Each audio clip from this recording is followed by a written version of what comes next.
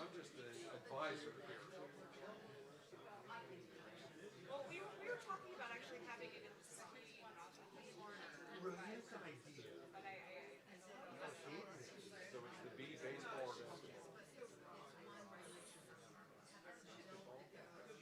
Or you could have someone listening to it, even on your phone. Recording. This was Dr. Offit's idea, actually, was to have an occasional update. Legacy. Okay. Maybe we'll work that in if it starts to get a little hairy. Yeah. All All right. Well, I think the doors are shutting. doors are shutting, so that means something. Something's happening. All right. I'm happy to pull the ripcord if you want to All right. get it I rolling. guess let's go. Okay. All right.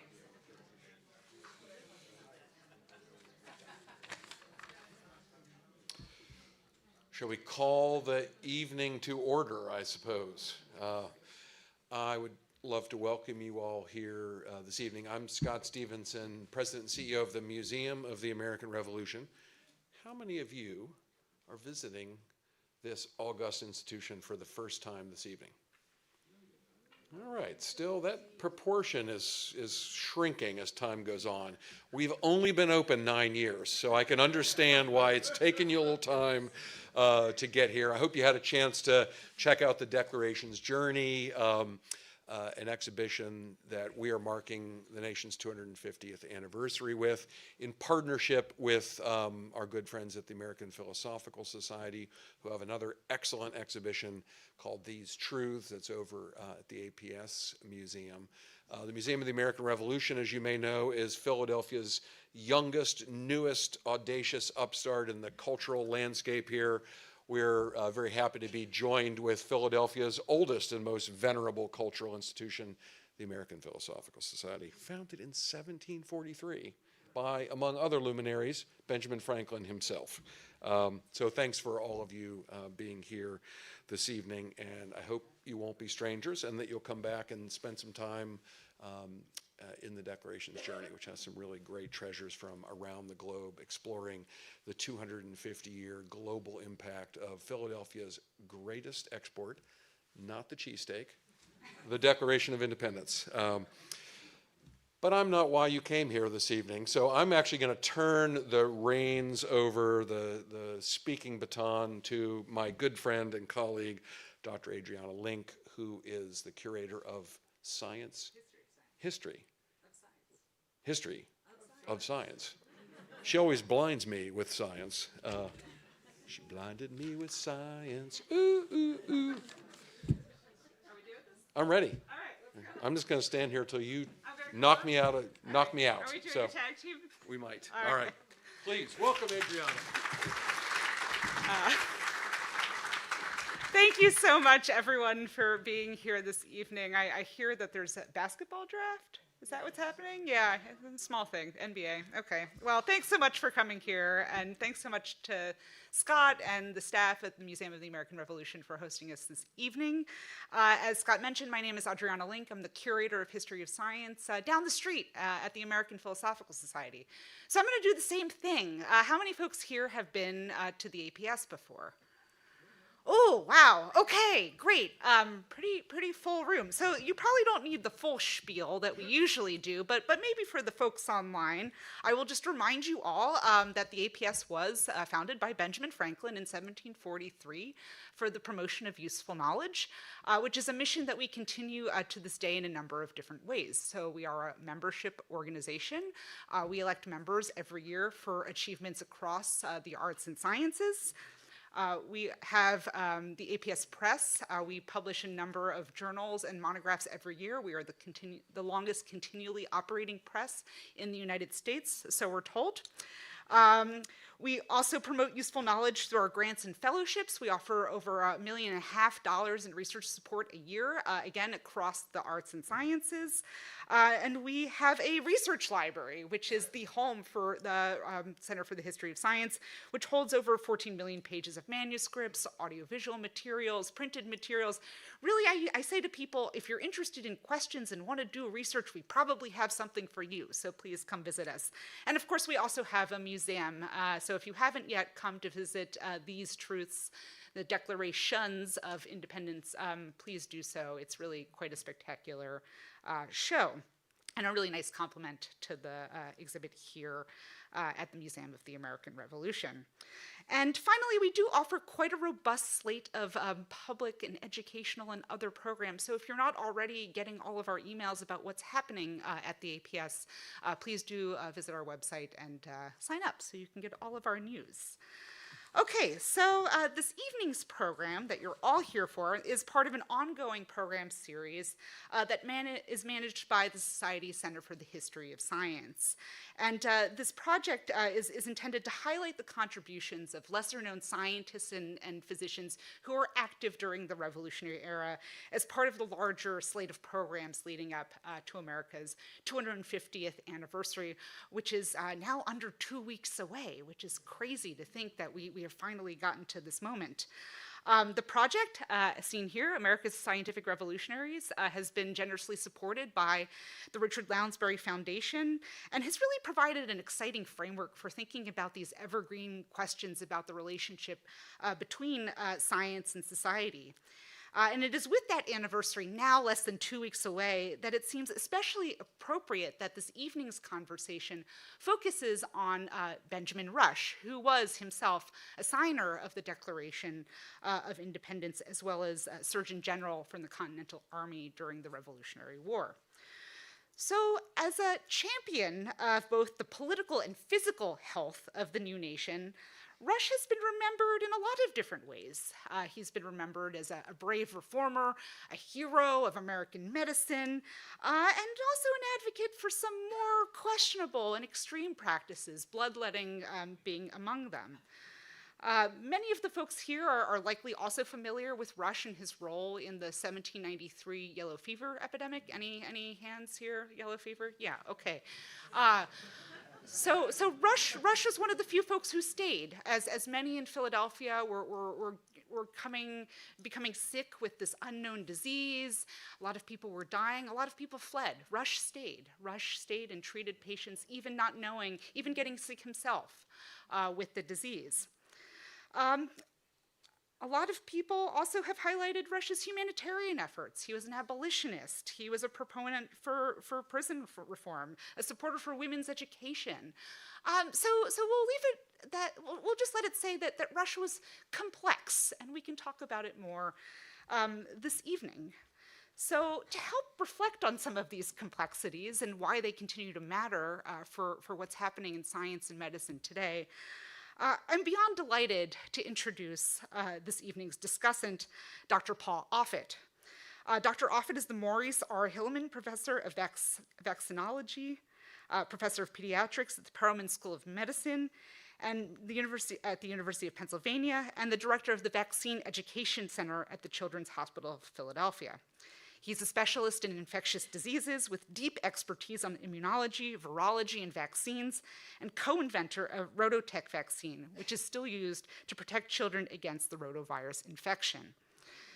He has served on the Advisory Committee on Immunization Practices for the Centers for Disease Control and Prevention, as well as on the FDA's Vaccines and Related Biological Product Advisory Committee, and is a founding advisory board member of the Autism Science Foundation and the Foundation for Vaccine Research. Dr. Offit is a leading science defender and communicator and has authored more than 160 research papers. I don't know when you sleep. Do you ever sleep? Okay, well, this solves it then for me. As well as more than 13 books and a 14th now, it sounds like, on the way. And countless blogs, Substacks, editorials, podcasts, you name it, intended for general audiences. And in 2026, the Philadelphia Citizen named him one of their Citizens of the Year in recognition for his continued efforts to speak out against the spread of misinformation.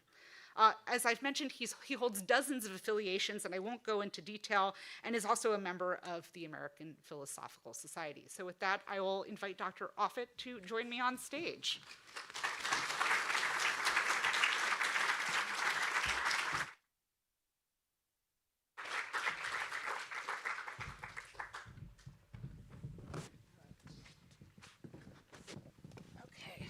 So I have my script here so that we don't get too distracted, and I have the time because I've been told that we have to finish by 7 o'clock so people can get home. Okay, so I think I've been told that I'm supposed to be the historian this evening. So I guess I'll give a little bit of historical context before we get started. So I've given you a brief introduction to Rush. And maybe we'll start at the beginning. So historians have often characterized Rush's entry into medicine as being inspired by his Christian vocation. His uncle was a Presbyterian minister who, at a point when Rush was trying to decide if he wanted to go into law or medicine, his uncle said to him, "Go into medicine. That is the godly pursuit. You can help people that way," which then prompted him to pursue his medical education in Scotland at the University of Edinburgh, where he also did some work in Paris and London before returning to Philadelphia in 1769 as a professor at the College of Philadelphia, and of course would later become one of the founding members of the College of Physicians here in 1787. So thinking about Rush's background and what was inspiring his desire to help protect his community, Paul, maybe you can give us a little bit of introduction in how you came to medicine and what continues to inspire your work. So I think it was an event, a single event that happened to me when I was 5. So I was born with club feet, which is when your feet sort of turn down and inward. My feet were casted, which is the right way to do it, for a few months, which pretty much straightened them out. But at the age of 5, my father didn't feel that my right heel hit the ground correctly because he was in the menswear business, so he knew stuff like that. But in any case, so he was able to convince a son of a friend of his who had recently finished his orthopedic residency to do an operation of my foot that probably should have never been done. But it landed me in Kernan's Hospital for Crippled Children in Baltimore, which is back in the days when you could use words like crippled and feeble-minded in the names of children's hospitals. So if you're in a chronic care facility in the mid-1950s, you're in a polio ward. So I remember that vividly. I was there for 6 weeks. There were one visiting hour on Sundays from 2 to 3.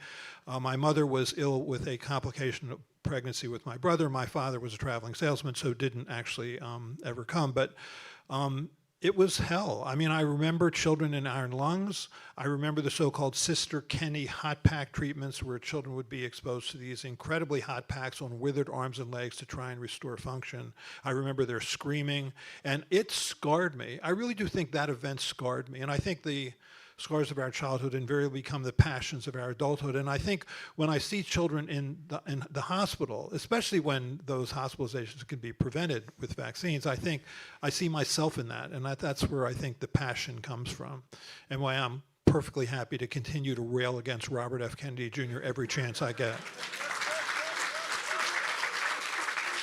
Well, I think this is a great a segue to thinking about both seen and perhaps unseen enemies in the work that you're doing. So thinking again about the context of the revolution, and there's some great quotes, I think, from John Adams talking about how smallpox in particular at the time, which was really decimating the Continental Army, smallpox is 10 times more terrible than the Britons. You know, and Rush and Adams and others in the community then use this as a point to help convince Washington to implement mandatory inoculation of the Army, which then, of course, brings the mortality rate down to about 2%. So thinking about these seen and unseen enemies, what strategies have you taken to kind of fight the good fight and to instill buy-in to help get people to promote vaccination?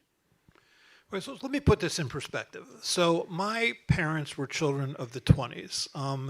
At that time, whooping cough and diphtheria killed tens of thousands of children every year. I'm a child of the early 1950s. I had measles, I had mumps, I had German measles, I had chickenpox. At that time, measles would kill 500 children a year. Mumps was the most common cause of acquired deafness. Rubella, or German measles, when it infected women during pregnancy, would cause upwards of 20,000 cases of permanent birth defects like blindness, deafness, and heart defects. And I was a pediatric resident in Children's Hospital in Pittsburgh in the late 1970s. And we would have these emergency department rotations where you're on 12 hours, off 12 hours. I would do 2 to 3 spinal taps a night. Bacterial meningitis was common. In the late 1970s, we didn't have a vaccine against Haemophilus influenza B or meningococcus or pneumococcus. Today, pediatric residents at Children's Hospital Philadelphia don't know how to do spinal taps, so they're often done by the interventional radiologist. And I think that the problem in part is that my children were born in the 90s, 1990s. So it's not only that they don't see these diseases today, they didn't grow up with these diseases, so they're not nearly as compelled to give vaccines as much as us. I really am always comforted when I look out at an audience and see them a little older, because I know that I don't have to explain any of this, and it makes me feel better. But I think it's the combination now of, one, not being afraid of these diseases, and two, this wealth of misinformation I think has caused now what we're seeing in a decrease in vaccination rates and an increase in vaccine preventable diseases. But so we have a lot of things we are living in a technological age. We can prevent this, and it's really hard for me to watch. For example, last year there were 3 people that died of measles. That equals the total number of measles deaths in the last 25 years. You had 2 healthy little girls, 6 and 8-year-old girls in West Texas, die from measles. We hadn't seen a measles death in children since 2003, and it's all preventable. And that's what's so heartbreaking. I mean, there's so much in medicine that we don't know. There's so much we can't do. This we know. This we can do. And watching people reject it is really, really hard. It's interesting, though, but I think that there's, looking back to the historical examples again, there's always been a fear and a distrust of what inoculation, vaccination, about what this might do. So how do we rebuild that trust? Where does that fear come from?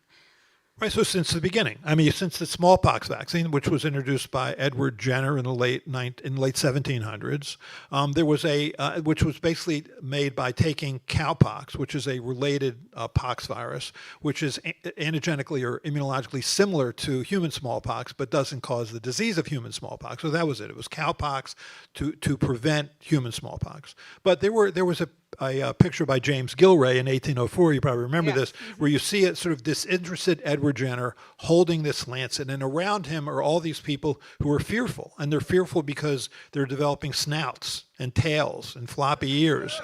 And that was the fear, that this cow virus was going to cause you to have cow-like characteristics. And I would argue that some of the biological plausibility for some of the fears people have about vaccines today is not much different than that.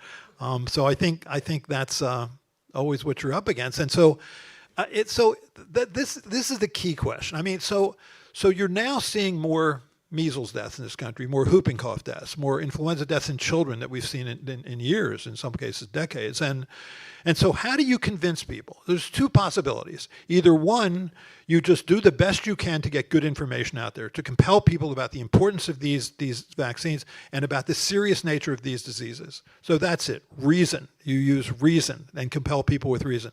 The other way that you can do it is to let the viruses and bacteria do the educating. And I'll give you a perfect story. Maurice Hilleman, in many ways, I think is the father of modern vaccines. So he's the inventor of the measles vaccine, the one that we started giving in 1968. It's the one we still use today. It was called the Moreton strain of vaccine. He's the inventor. We eliminated measles from this country by the year 2000. Gone. The most contagious human infection we eliminated with a 2-dose measles vaccine. So in 2004, he was diagnosed with disseminated pancreatic cancer, given 6 months to live, and lived 6 months. So I interviewed him for that last 6 months of his life because he's the inventor of 9 of the 14 vaccines we give to infants and young children. He was an amazing person. I didn't want his stories to die with him. And I asked him that question because you were starting to see measles come back by 2004. And I said, is there any way we can educate people about the importance of this vaccine, or do we have to let the viruses come back? Is it only the virus that's going to do the educating? This was the inventor of the vaccine. And I remember it was a wintry day, suburban Philadelphia. He's looking outside at the snow falling, and then he looks back to me with a tear in his eye and says, no, I think the disease is going to have to come back in order to convince people. I hope he's wrong, but he might be right.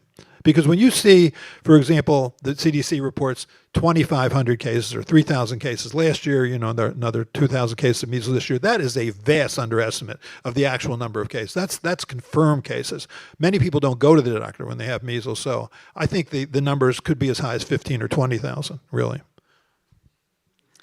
Well, I'm completely depressing you. I'll try and say something positive at some point. Well, maybe just to pull back the curtain for a moment, since you too have invented a vaccine, can you talk a little bit more about the process of inventing the rototech vaccine and how you helped to instill that trust for that particular vaccine? So rotavirus is an intestinal infection. No one before there was a vaccine, no one would get to age 10 without being infected with this virus. It's a cause of fever, vomiting, diarrhea. It doesn't matter the level of sanitation in the home or hygiene in the country. Everybody got that infection. It would cause severe dehydration because it was a vomiting illness. That was the problem with rotavirus. Vomit, vomit, vomit. And it's very hard to orally rehydrate children who are vomiting. And so in this country, it would kill maybe 20 to 60 children a year, but in the developing world, it would kill about 2,000 children a day, about 500,000 a year. It was actually the most common killer of infants and young children in the world. So just so you know, you never think you're making a vaccine. You're just hoping you can get your next paper published and your next grant funded to study this virus. So with Stanley Plotkin and Fred Clark at Children's Hospital of Philadelphia, we were trying to understand the virus. But the first paragraph of your grants is always, this is a terrible disease. There's a lot of public and private interest in making a vaccine. We're trying to ultimately, hopefully, make a vaccine. And so we to try and summarize 26 years of work in 40 seconds, what we did was we just tried to figure out what part of the virus made you sick, what part of the virus induced an immune response that was protective, and then try and engineer the virus so it was the best of both worlds. Could induce an immune response, didn't make you sick. And so that vaccine was then, you create the strains that you think can be a vaccine, and then you partner with the pharmaceutical companies because they're the only ones that have the resources and expertise to make a vaccine, because it's a $1 to $1.5 billion effort to do that, and not all. Even with that effort, not everything becomes a vaccine. And then they do the so-called phase 1, phase 2, phase 3 trials, which are bigger and bigger trials. The phase 3 trial was a prospective, placebo-controlled, 70,000 child, 11 country, probably $350 million trial to prove that that vaccine worked and was effective. But at that point, only 35,000 children have gotten that vaccine, in the final formulation.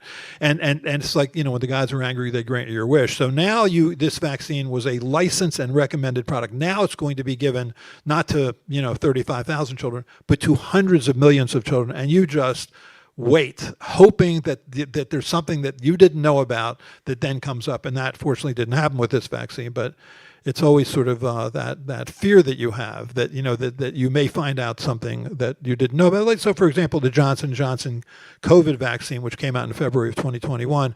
I don't know if you remember that vaccine, but it was a Johnson & Johnson adenovirus vector vaccine. It was found to be a cause of clotting, including clotting of the brain, including fatal clotting of the brain, which drove it off the market.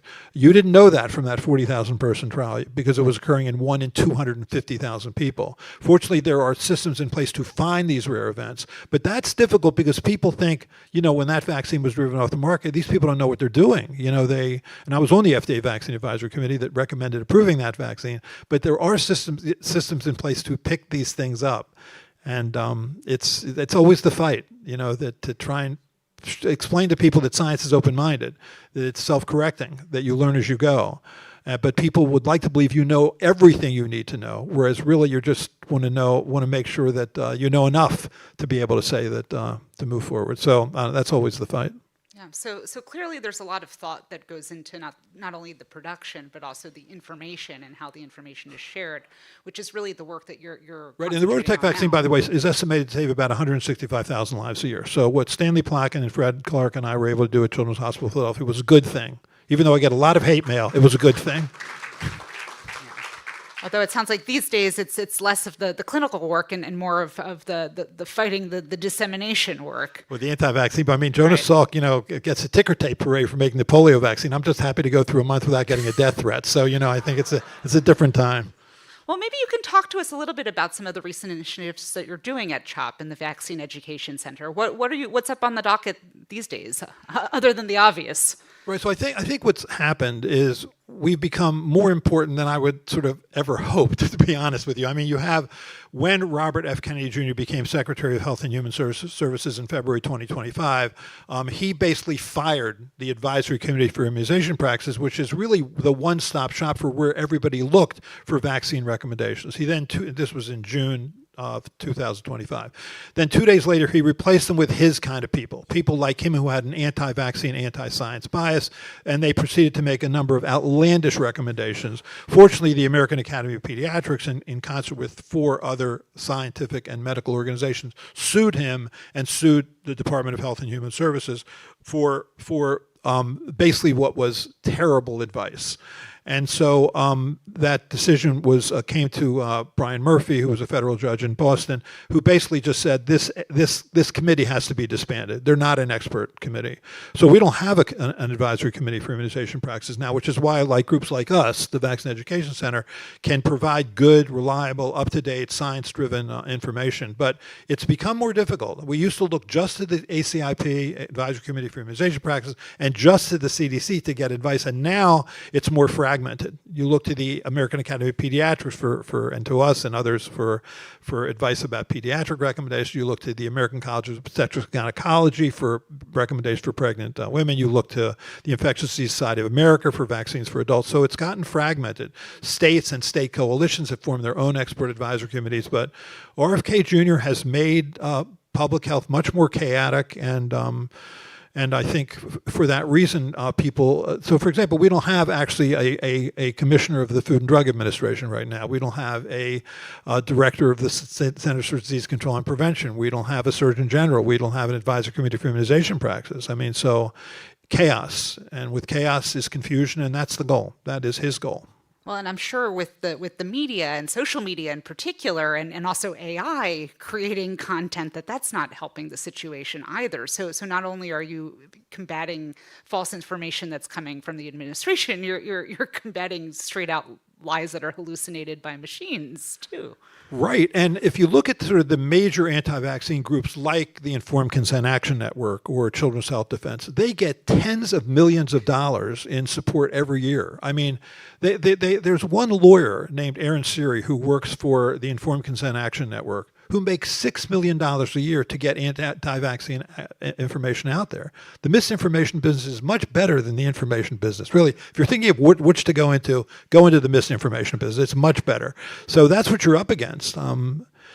It's just, and with social media and the algorithms, it's really hard to get good information out there. And I feel sorry for pediatricians these days. There was one pediatrician who just put something on Instagram that was perfect about a month ago, Megan Fiore, her name was, but it was great. She gets out there, she says, I love my job. I love being a pediatrician. I love the parents that I take care of. I love the children I take care of. And when they ask questions about vaccines, I'm happy to answer them, but it's just taking all my time to answer these questions. She sort of likened it to someone who gets on a plane and insists on going into the cockpit and having the pilot explain what every button means, before he sits down on the plane. And so she feels she does all that, but she just wonders whether she's making any difference. And worse, what she feels is that she's not able to have the time to do the kind of anticipatory guidance for all the other things she wants to talk about for those children. And it's just sort of been overwhelming. So I think that's at least part of it. Yeah, and then you wonder who's actually flying the plane at the end of that, too.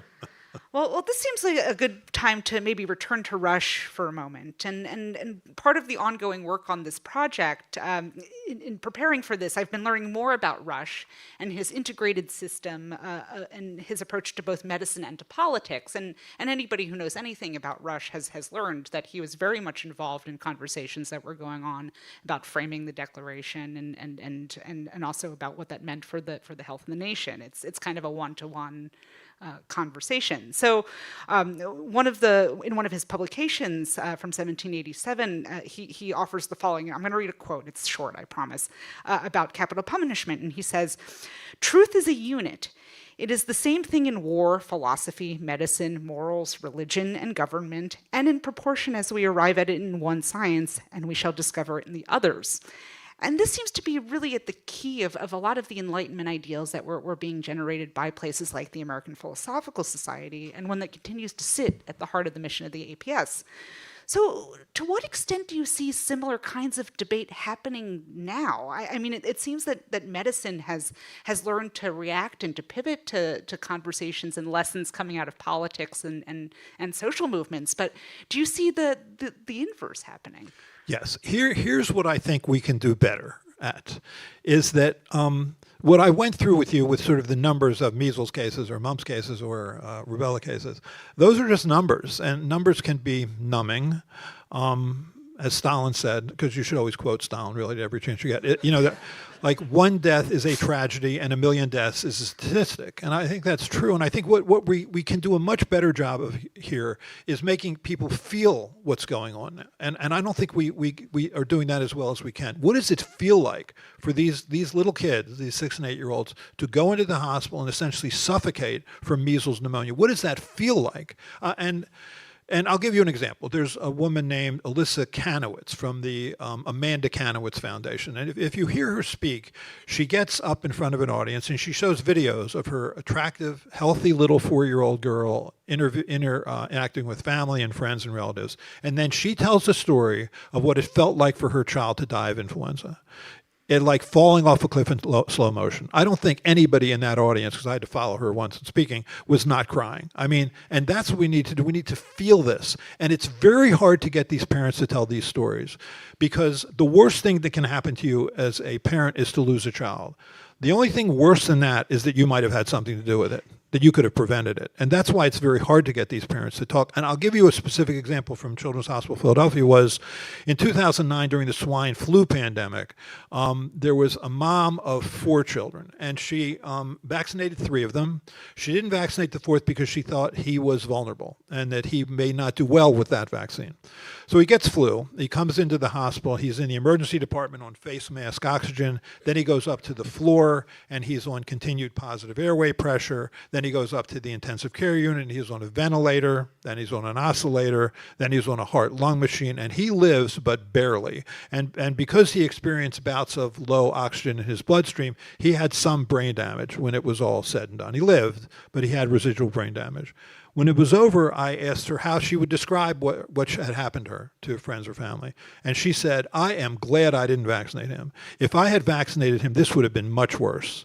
And at the time, that made no sense to me. But the more I thought about it, it makes perfect sense. This is how she can live with this. I mean, because it is a hard thing to live with when your child is permanently suffering. That you in any way caused that. And she had 3 other children who she vaccinated. So I understand. I understand that. And if you look at those 2 parents or groups of parents of the 2 little girls that died in West Texas, they do the same thing. They say, the hospital screwed up. The hospital misdiagnosed this child. It wasn't our fault. And so it's hard to get these parents to talk. That's why I really have so much respect for Alyssa Kanowitz, because she gets up there and says, I didn't vaccinate my child with flu, and this is what happened. I mean, you write so much too about these cycles of guilt that are experienced by both patients and parents and physicians. What is the forum for communication for telling those stories? I know that you've done a lot of work to help bring those to light, but what are other opportunities, do you think, to help get that information out there and those experiences? Right. So I think at the very least we have to explain what vaccines are and how they work and demystify them. I think that the COVID vaccine suffered that to some extent because it was there's a lot of different ways we make vaccines. This was a novel way, which is the so-called messenger RNA. It was really the first genetic vaccine. So normally you give sort of a live weakened form of the virus, or you give a whole killed form of the virus, or you give just a part of the virus, like for the hepatitis B or human papillomavirus vaccine. But here you weren't doing any of that. You were giving really the gene that coded for one of the proteins of the virus, the so-called spike protein or fusion protein. So you give the messenger RNA, it enters your cells where it joins 200,000 other pieces of messenger RNA that are making the proteins and enzymes necessary for life. You make that protein, which is then picked up by the immune system and presented to other cells of the immune system and induces a vigorous immune response. Maybe at some point there's an mRNA vaccine that's now for flu that's I think is going to be available for September, but it really does look very good. The mRNA technology is a valuable technology. So now it was a genetic vaccine. And so you had people who were MDs or PhDs testifying in front of Congress that this genetic vaccine is going to somehow alter your genes. which is not possible. Honestly, it's because here they would go, people like Robert Malone, who is an MD testifying in front of Congress, Joseph Ladapo, who was a Surgeon General in Florida, sent out a missive to everyone in the state who was a health person saying, don't give the mRNA vaccine. It can cause cancer and autoimmune disease and heart disease. It's like that old Pogo camp, cartoon from that lovable possum Pogo from 1970s. I've seen the enemy and they are us. Really, the hardest people to work against are the people who are MDs and PhDs who put that bad information out there. But just one thing I just want to say about this. Okay, so you are constantly confronting foreign DNA. I don't know all of you, but assuming any of you eat vegetables or anything made from meat, you're always consuming foreign DNA, which ends up in your bloodstream. And you have a variety of mechanisms so that foreign DNA never affects your DNA. First of all, it's hard to get past the cell membrane. Even if it gets past the cell membrane into the cytoplasm, there are innate immune mechanisms that will instantly destroy it. It doesn't have a nuclear access signal, so it can't enter your nucleus where your DNA is. It doesn't have an integrase, so it can't integrate into your DNA. It's not possible. You have a better chance of becoming Spider-Man because of these DNAs than this. I mean, it's so hard to watch this happen. We made a little 1-minute video with Annenberg, and it sort of went viral because it just very simply explained what I just explained to you. But it's very easy to scare people, and it's very hard to unscare them. Once you've rung the bell, it's hard to unring the bell. Just say it. Even positive stories. I'd rather have no story than a story that says the measles, mumps, rubella vaccine doesn't cause autism, because what people hear in that story is, wait, that was possible? Right. Going back to your point a couple seconds ago about the responsibility of medical students and PhDs in putting out correct information, what's the responsibility of the medical school in ensuring that information gets spread? I mean, I think those of us who are historians of science and medicine in the room think about this all the time, is that there was a time when there was a closer relationship between medical practitioners and historians of medicine that seems to have fallen away a bit. So what is the role, or what is the place of the history of medicine in contemporary medical education? Right. So I think it is our responsibility, if you're trained in medicine or science, just biological sciences, is to get in the game. And the game is largely being fought on social media. I mean, that's where people are getting their information. So get out there. I think we always assume that someone else is doing it. They're not necessarily doing it. And I think if you have a platform, if you have an expertise, you should exercise that. And don't be scared to do it. It's hard because you're not trained to do it. I would argue in many ways, your training as a good scientist is the opposite of the training for being a good science communicator. And I'll tell you what I mean. You're considered to be a good scientist if your discussion section of your paper is full of caveats, right? Because the worst mistake you can ever make as a scientist is to ever go beyond the data in front of you. And the way that the scientific method works is you form a hypothesis. It's the null hypothesis, meaning MMR vaccine does not cause autism. You can reject that hypothesis, or you cannot reject it, but you can never accept it. You can never prove never. You can't. I mean, when I was a little boy and I used to watch the television show Superman, which is the one with George Reeves. See, it's so good to talk to people who are older. That was the George Reeves one, not the Christopher Reeve one. And so he flew, right? I mean, he put his hands together with his interlocking thumb grip, and he put his hands in front of him. He had a cape behind him. He looked down as the cape is flying, his hair is flying. And so I tried. I mean, I went into the backyard and I put a towel around my neck and I stood on a small height and I jumped, and spoiler alert, never flew. Tried a few times. I could have tried 1,000,000 times or 1,000,000,000 times, and each time I tried and failed, that would have made it all the more statistically unlikely. But I couldn't say, because of the way that we construct the scientific, I can't say I can't fly. And although there's been 24 studies showing that the measles, mumps, rubella vaccine, you are no more likely to get autism if you got that vaccine than if you didn't. You still can't say that. You can't. But the other side is saying it. They're saying it does cause it with no evidence, and then they're saying all the evidence to date doesn't show. So I'll give you an example. Sorry for the rant. I had to testify in front of the Office of Government Reform when Andrew Wakefield published his paper claiming that the measles, mumps, rubella vaccine caused autism, which was based on 8 children who got a vaccine, then started to have signs and symptoms of autism, which proved only that the MMR vaccine does not prevent autism. When you finally did the right studies and showed that it doesn't cause it, that in any case. So he was on one panel with a few quack physicians, and then I was on a panel with Colleen Boyle from the CDC, and she did what scientists do. All the evidence today shows that MMR vaccine does not appear to be associated with autism, and it comes off as weak. And so Dan Burton, who believed that his grandchild had autism from a vaccine, and that's why he called this committee hearing. By the way, if you've ever spoken in front of committee hearings, it is not fun. It is not exactly a search for truth. I'll put it that way. So.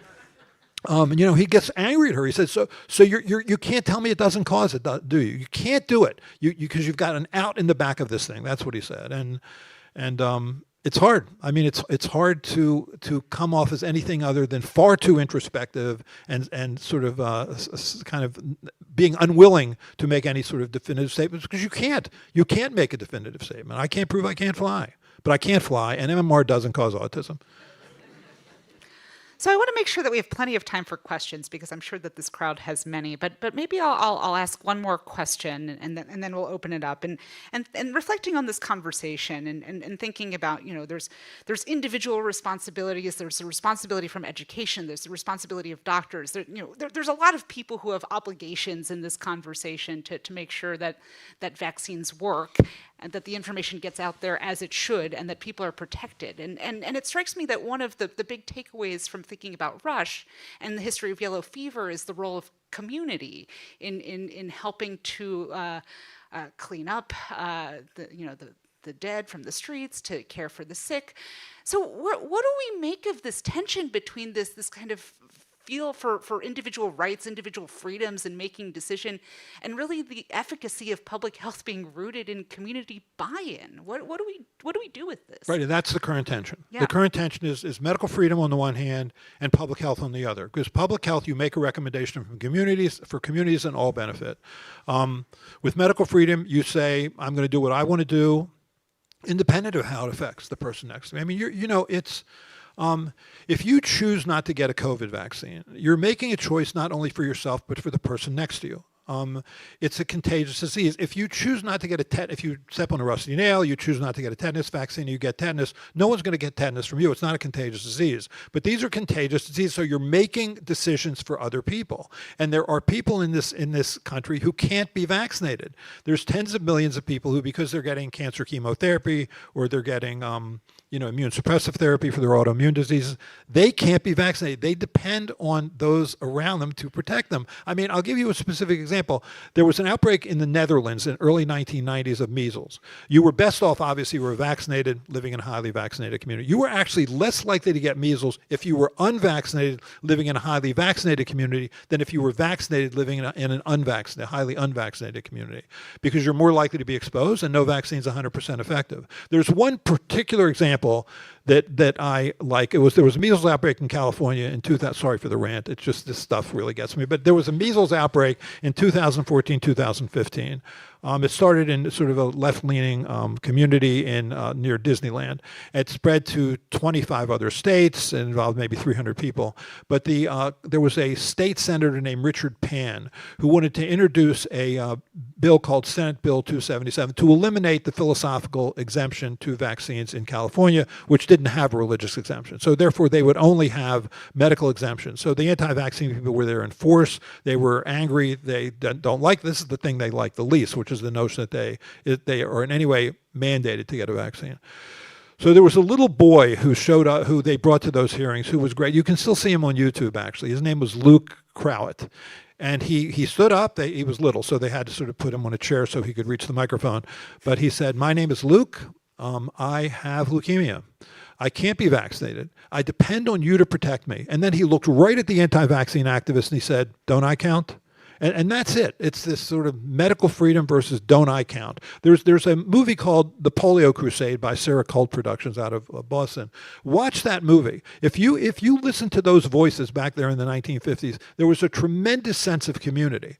And maybe it's because we were just coming off the shared national experience of World War II, where we saw polio for what it was, which was a shared national tragedy.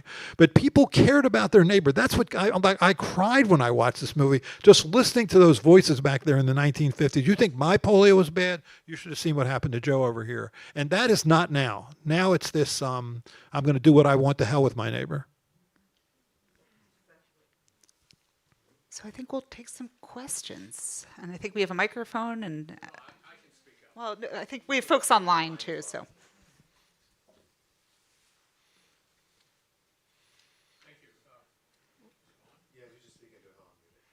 Fascinating discussion, and I commend you for being here. It's extraordinary, and your hosting has been marvelous.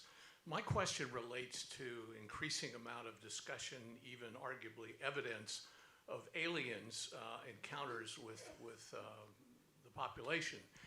And there's been some evidence of unknown diseases that have allegedly passed. And I'm curious if you're familiar with any of that and have any useful comments. Well, again, I mean, it falls under the category of you can't prove it doesn't happen. You know, I mean, I could have been transported down here from an alien spaceship 2 hours ago. You can't prove that didn't happen. So I don't know anything about that. I'm open to the notion that the only intelligent life isn't on this planet, to the extent there is intelligent life on this planet. So I'm open to that notion, but I guess prove it. You know what I'm saying? Prove it. And that's if you think that you were on an alien ship, then show some evidence. Bring back a little alien fingernail or some clothing or something. Prove it, because that's what we do in science. We have to prove it. I mean, I'll give you another example. So Steve Kirsch, I don't know if you know the name, but he's the co-inventor of the optical mouse. So he believes that the COVID vaccine caused 5 times more deaths than lives saved. So the COVID vaccine was estimated to save about 20 million lives in the world. He's arguing 100 million people died from COVID vaccine. Fine, prove it. Do what the rest of us do. I mean, when the oral polio vaccine is a rare cause of polio. That was proven in a series of epidemiological studies. The COVID mRNA vaccines was a rare cause of myocarditis, proven in a series of epidemiological studies. The vector virus vaccine for COVID was a rare cause of clotting, proved in epidemiological studies. Prove it. Don't just whine about how you're being suppressed by the big pharma. Prove it. Do what the rest of us do. So in any case, when Steve Kirsch asked me to debate him, he's offering me $1 million to debate him for that. That's which I refuse to do, because that's not how it works. It doesn't matter what he says or what I says. Prove it. This further, by the way, proved to my daughter that I'm a complete idiot for not doing that. But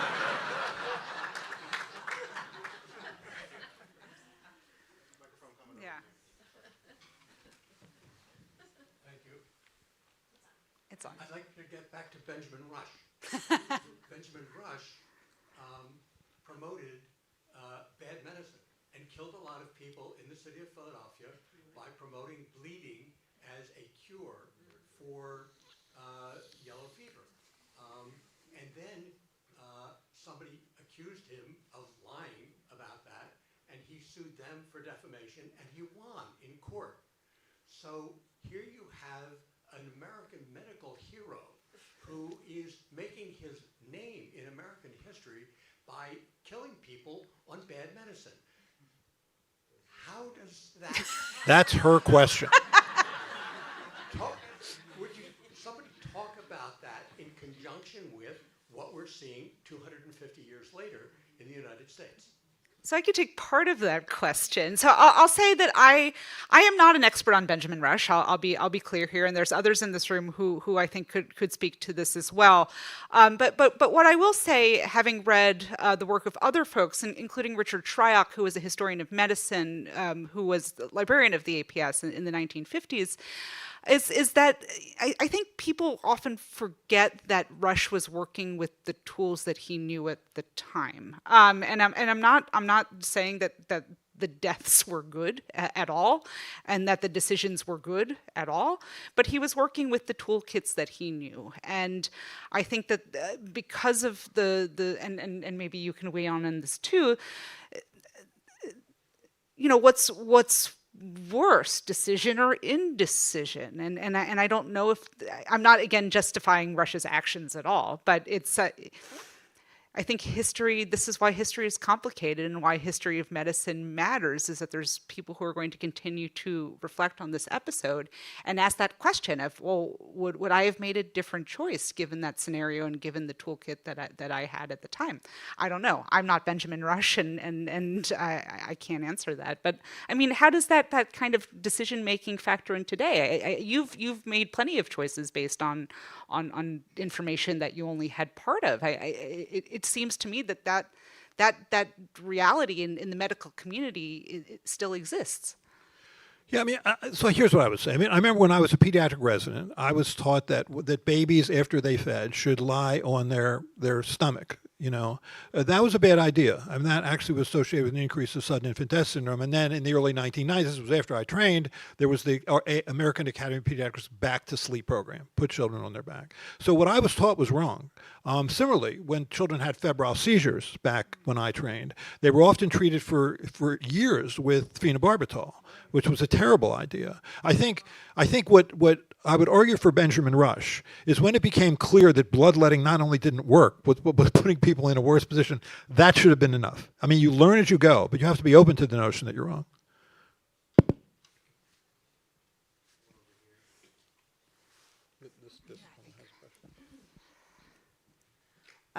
When you had mentioned working with the tools that they had, we were just having a conversation before this about some of the Revolutionary War and pre-modern medicines, such as willow bark tea instead of aspirin, and the infamous blowing of tobacco smoke for constipation, which to some extent did actually work, and then became what we now know as aspirin and whatever we're calling blowing smoke up people's butts. But I'm kind of curious, like, you being a historian of science and you having a vast experience in vaccines, what are, and I know this is a little bit frivolous, so I'm sorry, what are some of your favorite, this seemed like it should work at the time, or interesting, or little like historical rabbit holes that you've fallen down with in medicine? Oh, that's a hard question. I mean, I think actually a lot. So we have quite a number of papers in our collection related to early cancer viruses. And I remember preparing for a program like this and doing research on what they were doing and basically taking, Peyton Rouse, who got a Nobel Prize, took tumors out of chickens and injected them in other chickens.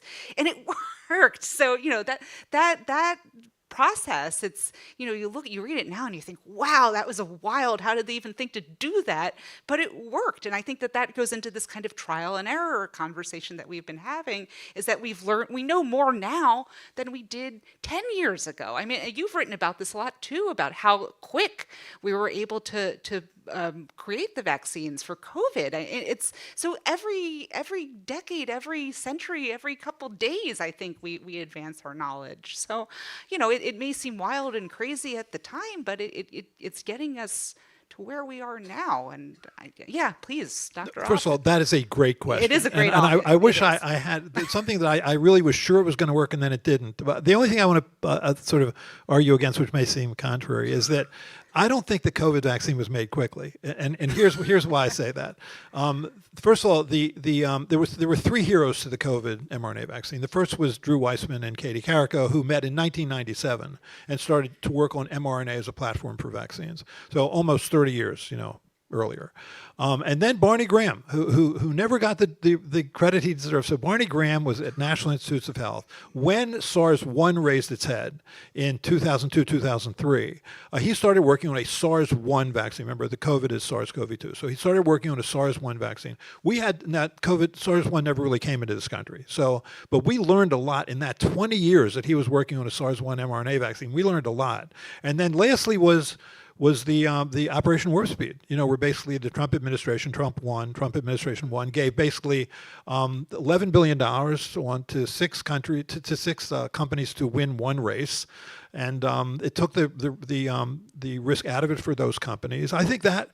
And so we had a vaccine. The virus comes into this country in January, starts killing people in February of 2020. By the end of the year, you have 2 large clinical trials. That's because of Operation Warp Speed. I think that was the greatest accomplishment of the Trump administration. It was one of the greatest scientific or medical accomplishments I've ever seen. I'm surprised he didn't call it Trump Warp Speed. But I think the reason he didn't do that is that I think it is hard as a deeply modest man who does not like to put his name on things.